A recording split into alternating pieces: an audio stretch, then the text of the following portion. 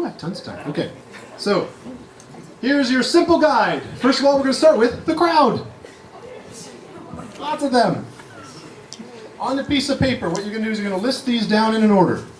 For the crowd, as a writer, you have to determine, for the crowd, age, occupation, who or what they follow and why, and details or species if needed. I'm going to use the orphanage as my example. Age, I don't know, 4. Occupation, orphan.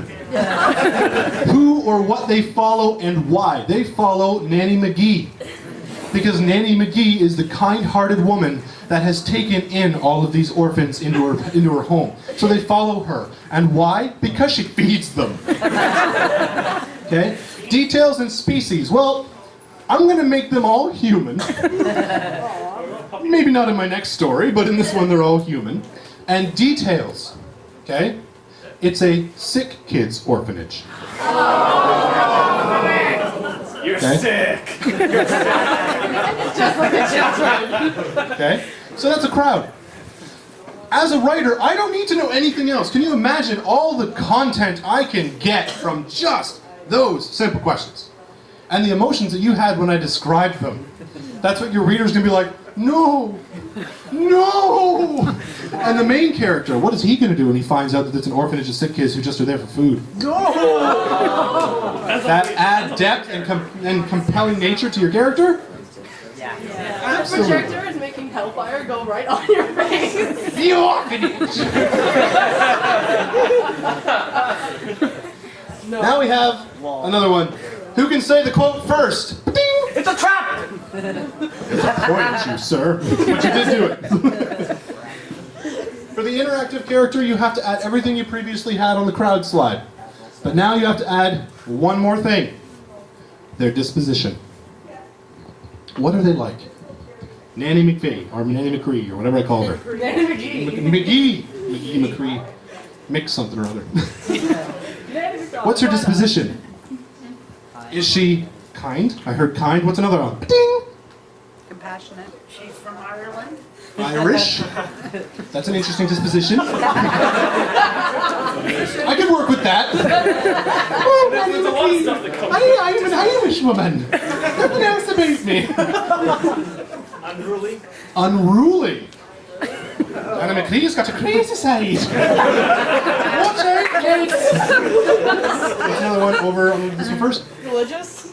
Nanny McCree, the crazy religious woman. I like her. Using it for political gain. Using it for political gain. Nanny McCree just got a wee bit deeper, I think. So there you go. Oh, and by the way, they need a name now. At this point, your crowd doesn't have to have a name. Because you're going to rack your brain silly if you try to name every single little orphan, because they're going to end up being like Timmy, Tommy, Tony, Timon, Boomba, and you're just going to go through them. But with pancake, or in some cases, depending on the mecca, waffles. So, sorry. But you need a name. Okay? Use this formula.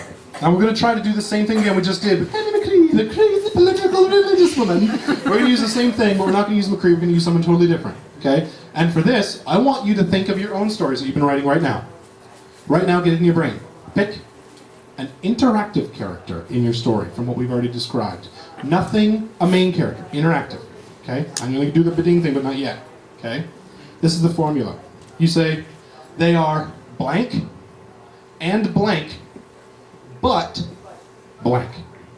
And they describe how they feel or act. So I'm going to use an example right now. Okay? My interactive character is, they are loving and Irish, but political. Do you see how that can angle your character? How you can now write for that character? Because now you have a caring Irish woman who is political. So what you could do with her is you could make her coming home early from lunch just in time to see the orphanage collapse. Since she is loving and caring, she cares, but she's also political. Do you think she's going to want Mecha in her town anymore? Do you think she's going to end up being a very vocal person against mecha fights? Yes. Do you think you can use that in your story? Yes. And do you think it'd be really fun to try to write an Irish, caring, political woman? Absolutely! So that's how you immediately add the interaction of the character. So I'm going to go around and ask just a couple. Now I have to put a cap on it. We will be here after for a little while, so you can bring me some more of them, okay? But we can only do a couple. And you're going to have your fingers up for me. Please put your fingers up to a 5. That's how many I'm going to take. So it's going to be speed round. By the way, if your hand stays up, I'm not going to pick you. Put your hand up. All right, ready? Ding! She's kind and sophisticated, which is a werewolf. Kind and sophisticating, but werewolf. There's a lot to that. And werewolf is more of a thing, but you can change it to an act or feel. Right? So it's a very good one. I like that one. What else we got? Ding! Oh, you shot up. He's unruly and distant, but emotional. Unruly and distant, but emotional. I like it. I can see where you could bring that. You could definitely bring that forward. And the emotion could be part of the reveal. I like it. So, remember, hands down first, because I don't pick them if they're already up. Ding! Ooh, in the back there with the red headphones. They are excitable and lonely, but also a kleptomaniac. Well, you had me until the second two. No, just kidding. That's great. I like that one. Lonely kleptomaniac. What was the first one again? Excitable. Excitable. I like it. That's a good one. So we got two more? Two more. And Godzilla. That was pretty good. Ba-ding! Oh, jeez, that was super fast. White shirt with red sleeves. She is smart and analytical, but distracted. I like that one. The Lady D going on. I like it. Like most scientists. That's a good one. I like it. And do you notice as well, before we do our last one, do you notice every single time we've gone through, you've automatically added something I didn't even tell you to add. I'll ask you in a minute what it is. Okay? Here we go. Do-do-do-do-do-do. Ready? Last one. 3, 2, 5, 7. Ding! Jesus. Who was it? I think it was him. I think it was you. I just wanted to get it for my friend here. Oh, he's been drawing. You would snag it for him. Oh, geez. Okay, now I gotta know. Man. He's slippery, conniving, but bumbling. Oh, a little Jacques Cousteau action over there. Very nice, very nice. See, all these are great interactive characters, and you can build so much with them just by this one simple sentence. Now, as a question, and this one I'm not going to use the bidding, I just want you to put your hand up and I'll pick a person that hasn't spoken too much. My question is, what have people been automatically adding to their sentence? What have people been automatically adding? Yes, sir. The butt has been a negative trait. The butt is usually a negative trait. Does it have to be? No. No, absolutely not. But does it? But exactly, contrasting. It doesn't have to be negative. You're right. But it has to be contrasting to the other two. Otherwise, why am I using the word but? Okay. And there's one more thing automatically that's been added. Just a little tiny thing. Yes, right there. The white armor with the red and yellow. People keep saying like he and she. He and she. He and she. Does that add a lot to a character? He and she.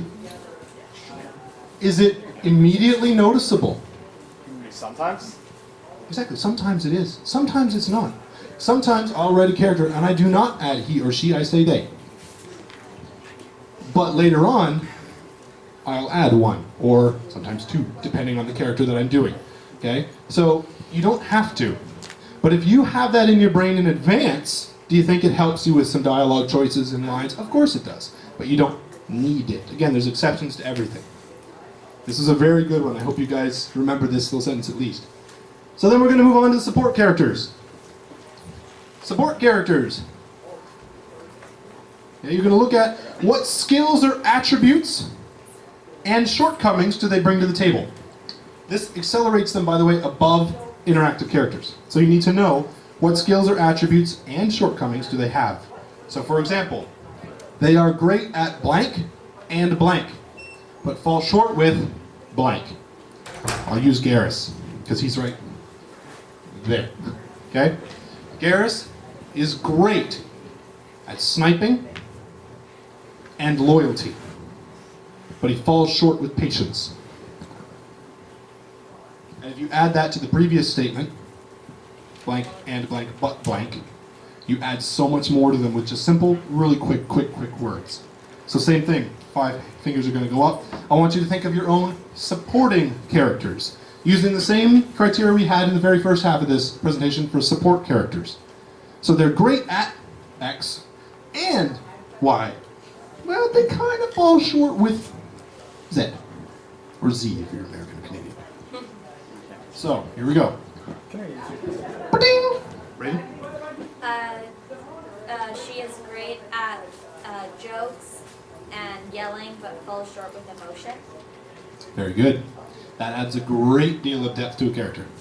It absolutely does. I don't know if you have a question or you want to answer. Oh, wait, I just remembered the Patang thing. Well, we're gonna try it again. I think we're at 4, right? Ba-doo. Ba-ding! What? Again, white and red and gold. They are great at science and combat, but fall short with sanity.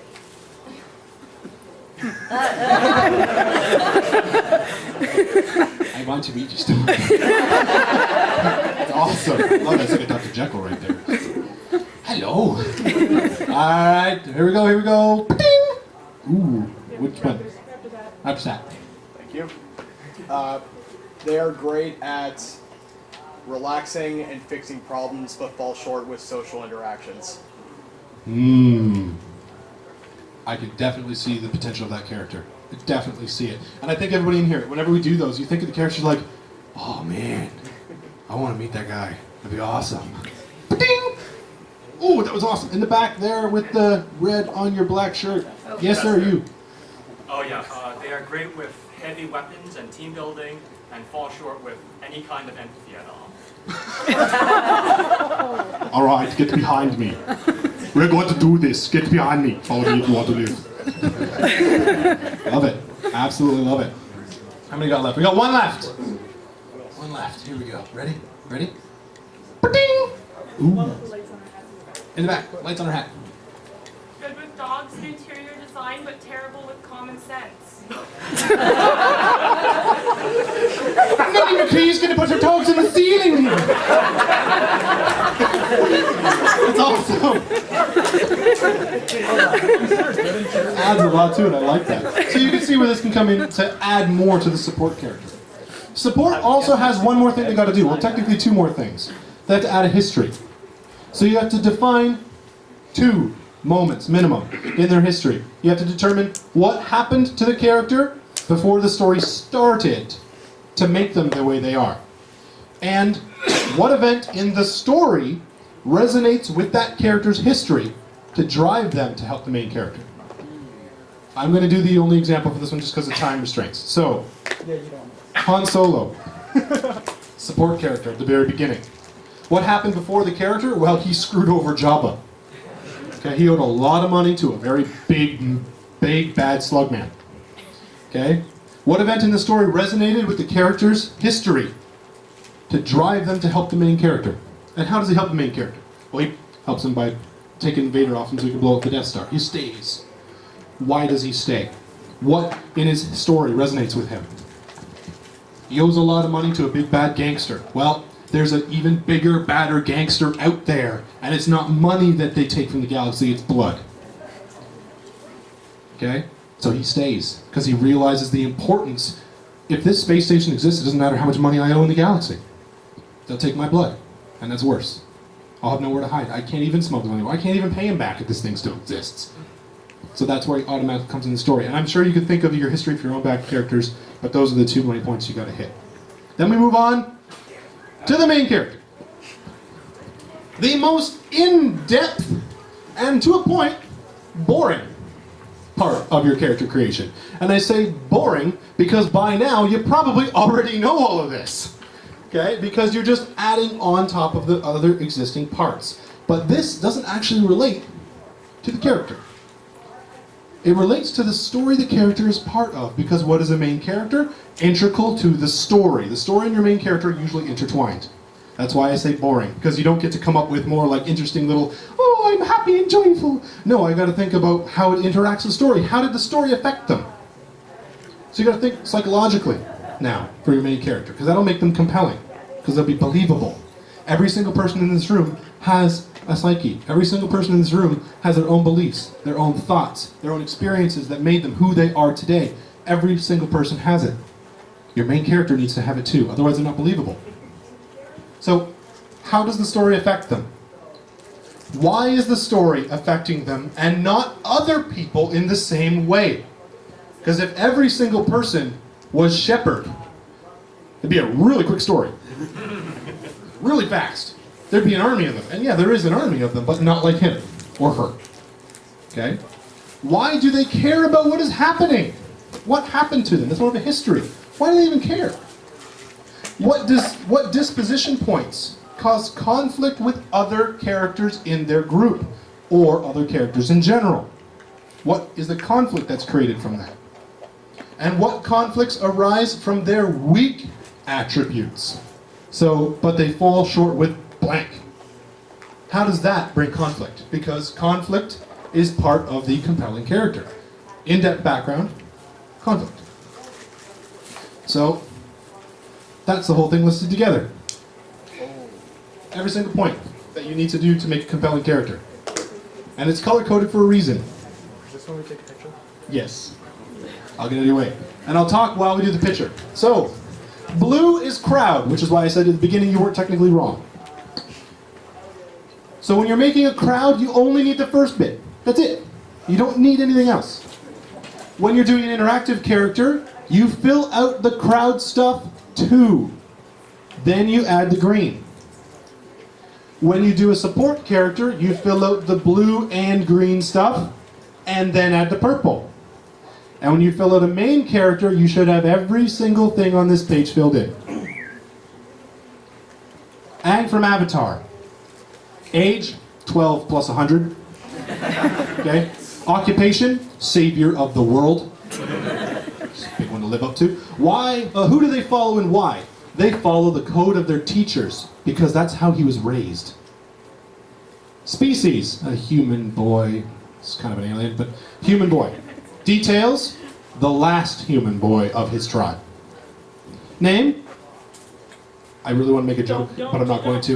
It's Aang. Everybody, his name is Aang. Disposition. He is happy and excitable, but terrified. They are great at airbending and making fast friends, but he falls short with confidence. And some of you might look at me kind of strange, but earthbending and fighting the Fire Lord, there's a whole 2 episodes on his just being terrified about him going to fall short. Okay? The Melon Lord. You're screaming into this pillow. Best part of the whole show. All right. So what happened before the story started? Well, the Fire Nation killed everyone I know, and I ran away terrified before of my own history. Okay? What event resonates with the character? Destruction of his tribe and the current balance of power that is being completely destructed and holding and forcing people to their will. How does the story affect them? They are the avatar. Exactly. The story is affecting them because they are the person who's meant to change it. Why is the story affecting them and not others in the same way? Because everyone else is in the avatar. Exactly. Very, very easy to answer that question. Why do they care about what's happening? You can link this back to his history. Because he was taught to cherish all living things. He can't kill. He can't bring himself to be that way. Because he was taught not to do it. And there's a whole series, part of that show that does it wonderfully. Okay? What disposition points cause conflict with other characters?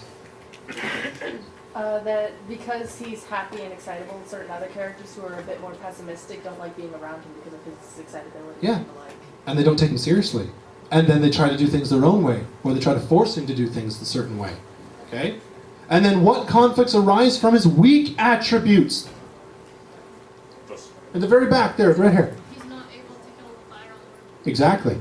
He's not able to kill the Fire Lord, so he has to find another way. Okay? So, do you see why all this makes a compelling character? And I would argue that Avatar, if you've not seen Avatar: The Last Airbender original series, is a wonderful example to everything that I've described in here. So, if you haven't seen it, see it. Okay? But that's pretty much what I have right now. I'm going to leave this up for you. But now we have a Q&A for a little bit. How much time we got left? It's currently 3:14, according to my phone. So we have 15 minutes? If we end at 3:30. Yeah, so about 15 minutes left for questions, which is good. So your hand's up. I see you. I'm going to get to you in just a second. We have questions. If you don't want to stay for the questions, that's cool. That's on you. You already have the most important pieces. But I would encourage you to stay because hearing other people's questions may cover things that I didn't get to cover in here. Because again, this was the 10,000-foot view. And for your questions, I'm going to try to go a little bit more in depth. But I have to limit myself for time to answer every question because I want to get as many people as I can. Oh yes, as well. Also, Dyson stuff, the thing that I mentioned at the very, very beginning, we do have a website. You can check it out there. You can also email us through the website as well if you have any other further questions or anything like that. Just try to reach out and get a hold of us at any time. You can also check our Facebook site as well. It's just Dyson stuff on Facebook and you'll find us. You'll have this picture. Oh, no, the first picture. It's a ways away. Leave that up there for me.